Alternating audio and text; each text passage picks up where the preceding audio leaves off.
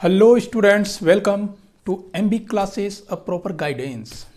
आज का क्लास बहुत ही स्पेशल होने जा रहा है क्लास 8, 9, 10 और 11th के स्टूडेंट के लिए, क्योंकि आज के क्लास में हम लोग लर्न करने जा रहे हैं median, centroid, altitude, ortho centre, angle bisector, in centre, perpendicular bisector, circum centre etcetera.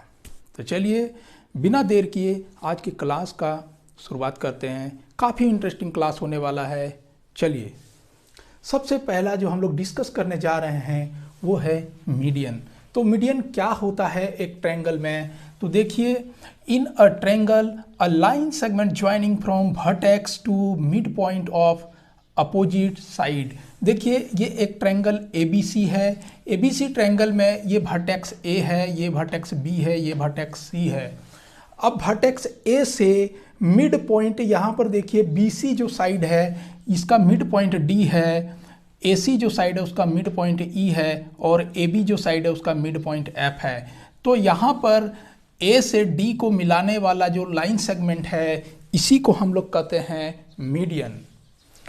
एक ट्रायंगल में टोटल 3 मीडियंस हो सकता है और मीडियंस, तीनों मीडियंस जिस पॉइंट पे आकर इंटरसेक्ट करता है उस पॉइंट को कहते हैं G, यानी कि centroid, centroid of triangle.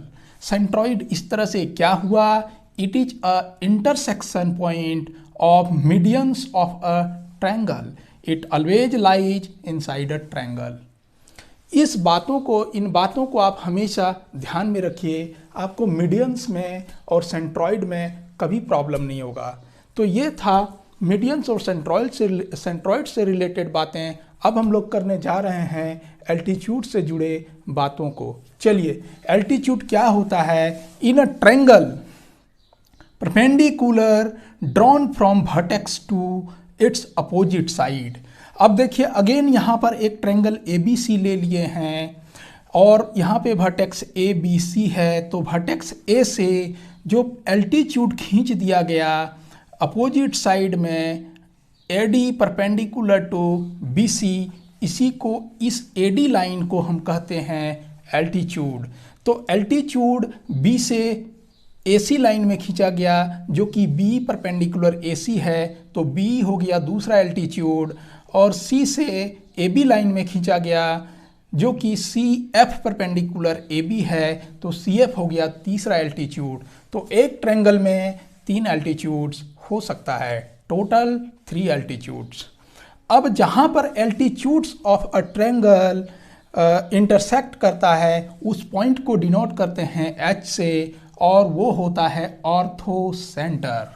Ortho centre अब क्या होता है? तो it is a intersection point of altitudes of a triangle.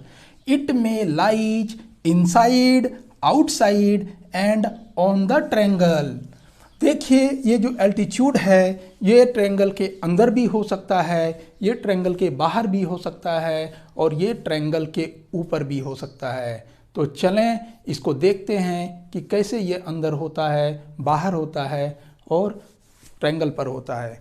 तो आप देखिए, ये एक इटसेल्फ में ये जो ट्रायंगल है ये एक एक्यूट एंगल ट्रायंगल है। तो अगर एक्यूट एंगल ट्रायंगल हुआ तो एक्यूट एंगल ट्रायंगल में जो ऑर्थो सेंटर होगा वो अंदर होगा। Ortho centre acute angle triangle में हमेशा अंदर होता है। चलिए अब देखते हैं दूसरे बातों को। देखिए, ortho centre for a right angle triangle. अगर ऑर्थो सेंटर एक राइट एंगल ट्रायंगल में देखें,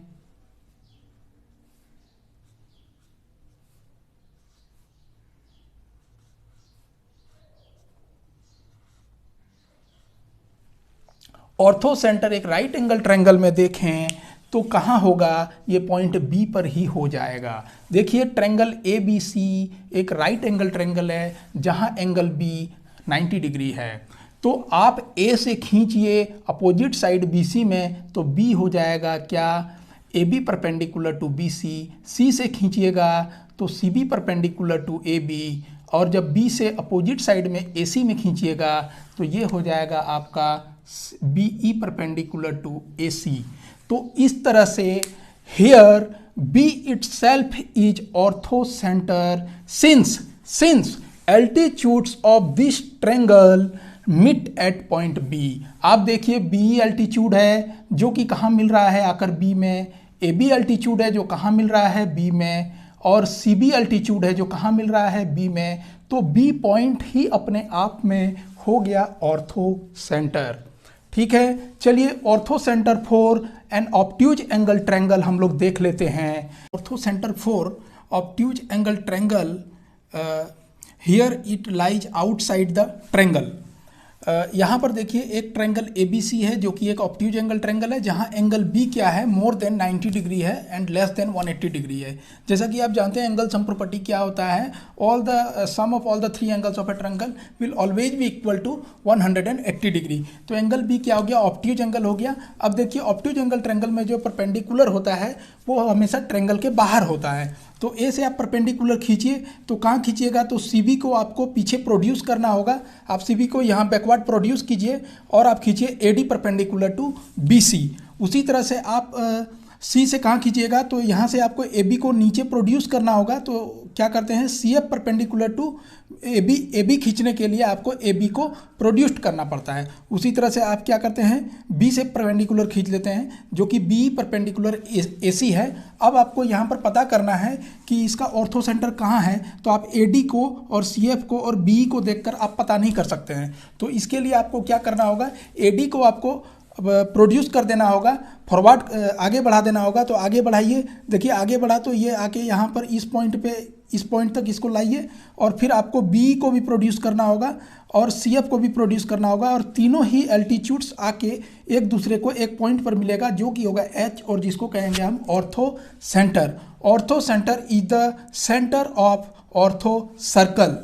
ठीक है, आप इस सेंटर से इसको सेंटर मान के और C को आप सर्कमफेरेंस पर एक पॉइंट मानकर एक सर्कल खींचिएगा, यानी कि आप HC को रेडियस मान के या HA को रेडियस मानकर आप एक सर्कल खींचिएगा। तो क्या होगा कि वो सर्कल ऑर्थो सर्कल होगा इस ट्रायंगल के लिए। लेकिन HB को आप नहीं मान सकते हैं रेडियस, आपको HC या HA को रेडियस मानकर एक सर्कल खींचना होगा, जिससे आपको मिलेगा एक ऑर्थो सर्कल जो कि C और A को टच करता हुआ कुछ इस तरह से निकल जाएगा।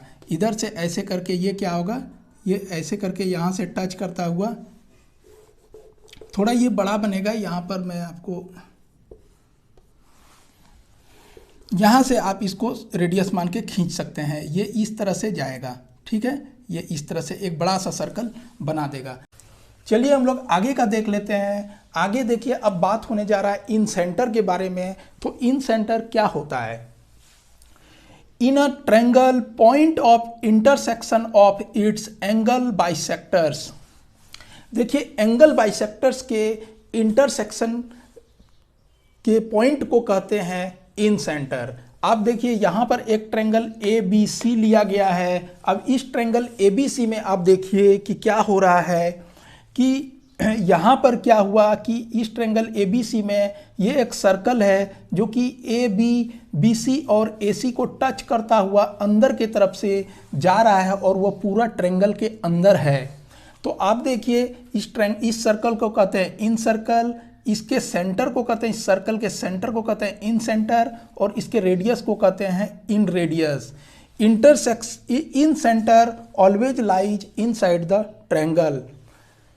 तो यहाँ पर जो एंगल बाइसेक्टर है वो कैसे बनता है, तो थोड़ा एंगल बाइसेक्टर के बारे में अब जानना चाहिए। तो देखिए एंगल बाइसेक्टर क्या है, in a triangle a line joining vertex of its opposite side and divides the angle made at corresponding vertex into equal halves.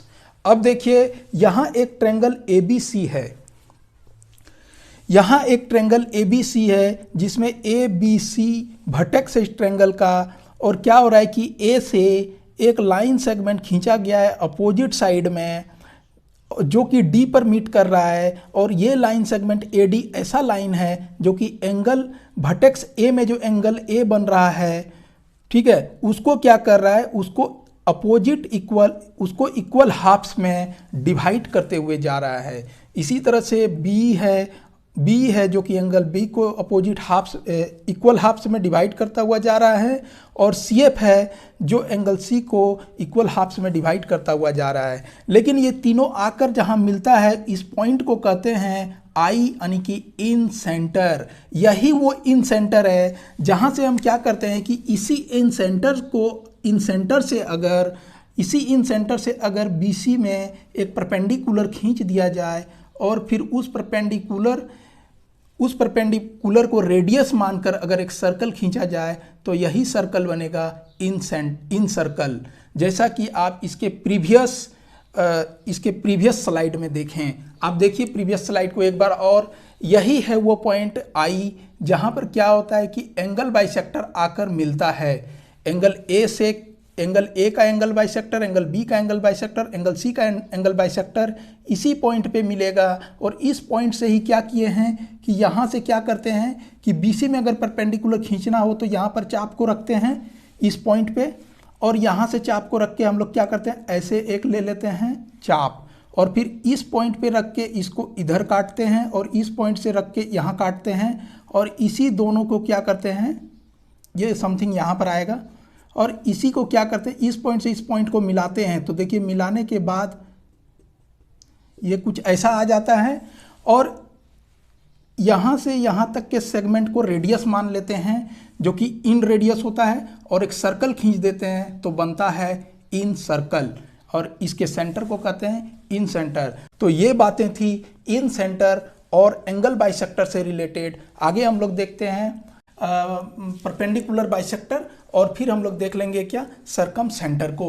तो परपेंडिकुलर बाइसेक्टर को देखिए। परपेंडिकुलर बाइसेक्टर क्या होता है कि it is a line drawn perpendicularly to other line. आपको पता है कि जैसे मान लिया जाए हमको इस AB लाइन का परपेंडिकुलर बाइसेक्टर खींचना होता है, तो हम लोग क्या करते हैं A पर चाप को रख के क्या करते हैं ऊपर काटते हैं, और B से फिर ऊपर काटते हैं। दोनों चाप एक दूसरे को ऊपर की तरफ काट दिया। उसी तरह A से नीचे काटते हैं, A पर रख के नीचे काटते हैं, और B पर रख के नीचे काटते हैं। दोनों चाप एक दूसरे को काट दिया, और दोनों ही चाप के इंटरसेक्शन पॉइंट को क्या करते हैं मिला देते हैं।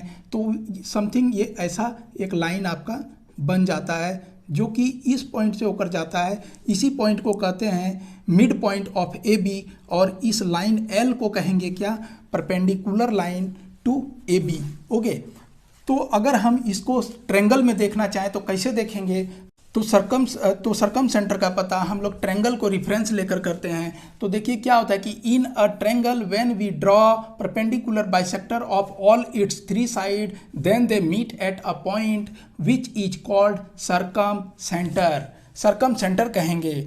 और क्या आप देखिए circum centre of circum circle enclosed triangle keeps equal distance from its all the 3 vertices, that is AO is equal to BO is equal to CO। मान लीजिए कि ये एक ट्रेंगल ABC है। अब इस ट्रेंगल का आप क्या खींचना चाह रहे हैं, सरकम सेंटर आप पता करना चाह रहे हैं। तो आपको क्या करना होगा कि BC का परपेंडिकुलर बाइसेक्टर खींचना होगा, AC का परपेंडिकुलर बाइसेक्टर खींचना होगा, और मिनिमम 2 साइड का परपेंडिकुलर बाइसेक्टर खींच करके आप इस सेंटर का यानी कि सरकम सेंटर का पता लगा सकते हैं। जैसे ही सरकम सेंटर का पता लगेगा आप तीनों ही वर्टिसेस से क्या कीजिएगा, उस लाइन को, उस पॉइंट को, सरकम सेंटर को तीनों ही वर्टिसेस से मिला सकते हैं। अदरवाइज आप एक को भी मिला दीजिएगा और उसको रेडियस मान के, अर्थात मान लीजिए A से मिला दिया और AO को रेडियस मान के अगर आप सर्कल खींचते हैं तो वो सर्कल ABC को टच करता हुआ जाएगा, यानी कि वो ये ट्रेंगल उस सर्कल के अंदर आ जाएगा, और इस तरह से वो सर्कल सरकम सर्कल कहलाएगा। ठीक है, तो चलिए मैं आपको इसका भी एक टोटल 3 परपेंडिकुलर बाइसेक्टर्स हो सकता है। तो चलिए मैं आपको उसका एक झलक दे देता हूँ कि कैसे होता है सरकम सर्कल। चलिए देखिए वहाँ पर सेम ट्रेंगल ले लिए हैं, बस इसको क्या किए हैं कि परपेंडिकुलर जो बाइसेक्टर खींचे हैं BC का और AC का और AB का, उसको हम बस O तक रखे हैं, आगे नहीं बढ़ाए हैं। और क्या किए, A से O को ज्वाइन करा दिए और बी से ओ को और सी से ओ को और किसी एक को रेडियस मान के हम क्या किए, एक सर्कल खींच दिए हैं। तो देखिए ये सर्कल तीनों ही वर्टिसेस को टच करता हुआ जा रहा है और इस तरह से हमें प्राप्त होता है सर्कम सर्कल, और इस सेंटर को हम कह देते हैं सर्कम सेंटर। तो सर्कम सेंटर का पता हम लोग किसी ट्रायंगल के लिए उसका किसी भी दो साइड का परपेंडिकुलर बाइसेक्टर खींचकर पता लगा सकते हैं। अब थोड़ा सा बात कर लेते हैं। Circum centre of a triangle में lies sometimes inside the triangle, outside the triangle and on the triangle. Look, in case of acute angle triangle it lies inside, जैसा कि आप प्रीवियस फिगर में देखे थे जहां पर आपको सर्कम सेंटर के बारे में बताए थे। ठीक है, आप देख लीजिए यहाँ पर ये इनसाइड में है और तो यहाँ पर सर्कम सेंटर क्या है, अंदर में है। ये एक्यूट एंगल ट्रायंगल है। ये कैसा ट्रायंगल है, एक्यूट एंगल ट्रायंगल है। लेकिन जब ये राइट एंगल ट्रायंगल हो जाएगा तो ये कहाँ लाई करेगा, it will lie on the triangle. For right angle triangle it lies on the triangle. अब देखिए कि ये एक राइट एंगल ट्रायंगल है ABC, जहाँ पर एंगल B क्या है, 90 डिग्री है। ये एंगल B 90 डिग्री है। अब यहाँ पर आप खींचिए AB का परपेंडिकुलर बाइसेक्टर, BC का परपेंडिकुलर बाइसेक्टर और AC का परपेंडिकुलर बाइसेक्टर। तो ये जो पॉइंट E होगा ना, यही हो जाएगा सर्कम सेंटर। जब आप इसको रेडियस मान के आप खींचिएगा तो इस तरह से बनेगा आपका सर्कम सर्कल। और for an obtuse angle triangle it lies outside triangle. ये कहाँ लाई करेगा, आउटसाइड ट्रायंगल लाई करेगा। अब देखिए यहाँ पर एक ट्रायंगल ABC है जहाँ पर एंगल B क्या है, ये मोर देन 90 डिग्री है। ठीक है, तो इसमें अगर हम लोग क्या करते हैं, AB का परपेंडिकुलर बाइसेक्टर खींच रहे हैं, BC का परपेंडिकुलर बाइसेक्टर खींच रहे हैं और AC का परपेंडिकुलर बाइसेक्टर खींच रहे हैं, तो ये तीनों लाइन एक दूसरे को इस ट्रायंगल के बाहर कहीं इस पॉइंट पे मिलता है, जिसको हम कहेंगे O, यानी कि सर्कम सेंटर। सर्कम सेंटर को O से डिनोट करते हैं और यही O से आप AO को रेडियस मानिए, आप AO को रेडियस मानिए या BO को रेडियस मानिए या CO को रेडियस मानिए, जिसको मानना है रेडियस मानिए, और एक सर्कल खींचिए चाप के मदद से तो ABC को टच करता हुआ जाएगा। और इस तरह से आपका सर्कम सेंटर भी तीन तरह से हम लोग इसको बना सकते हैं, सर्कम सर्कल को। ठीक है, जैसे ऑर्थो सेंटर था उस तरह से। तो आगे देखिए, आगे हम लोग विचार करते हैं कि इक्विलेटरल ट्रायंगल में क्या होता है कि for an equilateral triangle median altitude angle bisector perpendicular bisector of its all three sides are the same line. आप ऐसा कर सकते हैं। ठीक है, चलिए आज का क्लास यहीं ख़त्म करते हैं और ऐसा उम्मीद करते हैं कि आपको इस क्लास से काफ़ी कुछ सीखने को मिला होगा। तो अगर आपको क्लास समझ में आया है तो चैनल को लाइक करें, शेयर करें अपने दोस्तों में और सब्सक्राइब भी करें और फैला दें, क्योंकि ये सबों के लिए है। मिलते हैं आपसे अगले वीडियो में, तब तक के लिए बाय बाय।